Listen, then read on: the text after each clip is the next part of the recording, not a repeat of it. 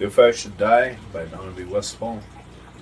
Available through Amazon, Barnes & Noble, and other retailers. Let's see here. Mrs. Irving pointed to different pictures and told some family history about each. 7 families settled the town. Anderson, Christensen, Thompson all came to this country from the same place in Norway. They met up with Irving, Holmes, Smith, and O'Brien on the east coast. The families formed a group out east looking for farmland out west. She seemed to linger over the last image of a tall, dapper man in a fashionable 1920s suit. He appeared to be in his 20s as he leaned against the side of a stylish buggy with a sleek bay horse hitched to it. I came across an older gentleman yesterday, Julia said, the name of Hiram McCormick. Don't see his family in here. McCormick? No, not anyone around here by that name. Might be up north, but not around here, only O'Brien. Mrs. Irving paused and then finished tucking the O'Brien picture back in its place. The old woman had again said O'Brien with a slight sigh.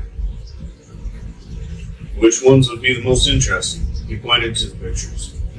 She squinted, tapping her thin fingers on the table. Well, of course, everyone has a story, she frowned. The 2 most interesting would be Charlie Anderson and Pat O'Brien. What kind of fellows are those 2?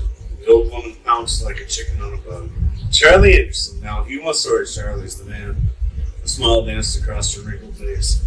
He had her fall this in February and is recovering at the retirement center here. And here's a picture of Charlie and his wife, Eleanor. She passed on about 4 years ago. Her tongue clicked against her teeth as she mulled over the second question. And Pat O'Brien, he was quite a catch back in the day. She caught herself mid-sigh, but her eyes held a youthful sparkle. Pat and Charlie, those 2 loved a good time and had a knack for interesting escapades. A lot of good stories. Are these pictures then of Pat O'Brien, and who's with him here? Yes, that's Pat and his sweet wife Priscilla. She came for a holiday visit and decided to stay after she met Pat. She died quite a few years ago from a broken heart. Broken heart? Julia startled at Mrs. Irving's plain speech. Does that mean Mr. O'Brien wasn't the catch he had of here? No, Pat was one of the most decent men around. Can't say that about that mean, old-spirited Ralph Meacham. He wanted Priscilla in the worst way, and she wouldn't have it. There's been rivalry, and on Ralph's part at least, hatred ever since. He spread lies and made their life as miserable as he could. Prissy was a dear soul and gentle, and finally weighed her down. Mrs. Irving dabbed away tears. Pat and Prissy deserved each other. They were good people. Mind if I snap a few pictures? Julius held up his camera. That's fine. She paused as Julius shot a few pictures. Pat's granddaughter, Jack's girl, I think her name's Ruth, took up with those new folks west of town. She isn't interested in any of the young fellows. Mrs. Irving fingered some of the photos back into their display places. A few years ago, someone tried to start tales about her. Some said it was old Ralph Meacham's grandson, Philip. Mrs. Irving nodded and winked. She decked old Philip, gave him a black eye, she did. Told him he wasn't man enough for her, and if he tried to start any more rumors about her, she'd give him worse the next time. Mrs. Irving reached into her handkerchief to hide the snicker. New folks in town. Their name is McDonald's, she said with a frown. No one knows much about them. They just showed up one spring about 10 years ago, bought some land and dug in. They seem friendly enough. No one has a bad thing to say about them, religious folks. But some folks use religion as a cover. They bought the old Harrington one-room schoolhouse, used it to start a small non-denominational church out there on the north side of town. Her face wore a shrink, disapproving frown. But I've never heard anything but good about them. Julius took a few more pictures of the family displays at Mrs. Irving. After he scanned his notebook, he flipped it shut and left Mrs. Irving's shop. Walking toward his car, Mrs. Irving's word chased in his mind. A dangerous criminal in this community? Ouch! He knocked his head on the car frame. He rubbed his head and glanced at his watch. He eyed the pickups in front of Mom and Pop's on the corner across the street. Maybe a cup of coffee would give him time to think and eavesdrop on local conversation. conversations. Thanks, he said as Becky brought us coffee and a giant cinnamon roll. The only other customers were 3 men sitting at the counter. So, Steve, how's your soybeans doing? The first farmer took a sip of coffee. They're up.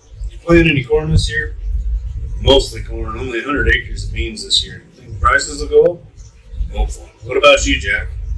Yeah, I've got everything in. Good thing I didn't have to spend on my hobby to support my living, though. My wife and I both took off the farm for our living. Steve took a gulp of coffee. Shop doing good? Decent. It does decent. Always someone needs something fixed or welded. How's your dad doing, Chuck? Fine. Should be home soon. Good, good. Jack shook his head. Did you hear about the stolen cattle? Chuck asked. Sure did. They caught the devil that done it? Steve said. Why'd they wait so long to report it? Jack scratched his head. It happened after Memorial Day, I guess, Chuck said. You guys don't have the whole story, the cook stepped out of the kitchen. Okay, Pop, tell us how it goes. Steve laughed and pushed his hat back on his head. More coffee here, Becky, he motioned to the waitress. Well, you know, Danny and Michelle hired that Lenny kid, and Pop began his story as he leaned back against the cooler. He's been their hired man for a year. Lenny said some of Danny's cattle at his place were there in the cattle lot. When Lenny took a 4-day weekend on Memorial Day, Danny went over to check that cattle. There was a steer out, and one gate wasn't chained as Danny liked, but it was a holiday and he was in a hurry. A week later, when they were counting cattle to sell, there was about 10 head missing. Ooh-wee, 10 head, that'd make a fella. Hey, guys, Becky called. Look who just pulled up. Julius looked out the big front window as the young man stepped out of a flashing new red pickup and an older man eased out of the passenger side. As the pair ambled toward the door, the third farmer stood, pulled money out of his front jeans pocket, and spoke with a slight drawl. Pop, I'm sure glad I don't own this business. Why is that, Jack? The cook asked. He looked at the young waitress. Apparently, choosing his words, he jerked his head vehemently in the direction of the 2 incoming men. I wouldn't want to serve folks like that. Keep the change, Becky. He threw his money down and pushed out the door as the newcomers entered. The farmer paused and spat on the step. He stomped to his pickup, jerked the door open, and slammed the door behind him. He threw the pickup in gear, screeched out of his parking spot, and sped away. Becky sighed and filled a glass with water. Walking to the front door, she washed the step. Julius's eyes narrowed. What gives? He went to the register and paid. Then he hurried to his car and retrieved a scanner from the passenger seat. He began snapping pictures of Mrs. Irving's Antique Mall, another of the old depot, Mom and Pop's Cafe, and the pickup truck sitting out front. Nonchalantly, including a couple of license plates, then he stepped back inside the cafe and took some pictures of Mom and Pop and Becky and the customers. Sure, I'll bring you some copies, he told Mom and Pop. Did you get settled into the bed and breakfast then? Pop asked. Yes, I did. Julius stuffed his camera back into the case.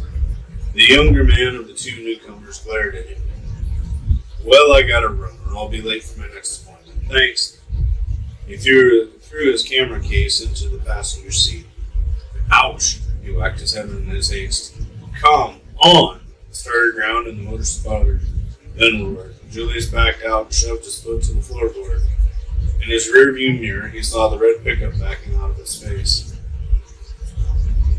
At the top of the hill, Julius took a right on the first street he came to and went through the next intersection, then cranked a hard right to slide into the alley and lay low.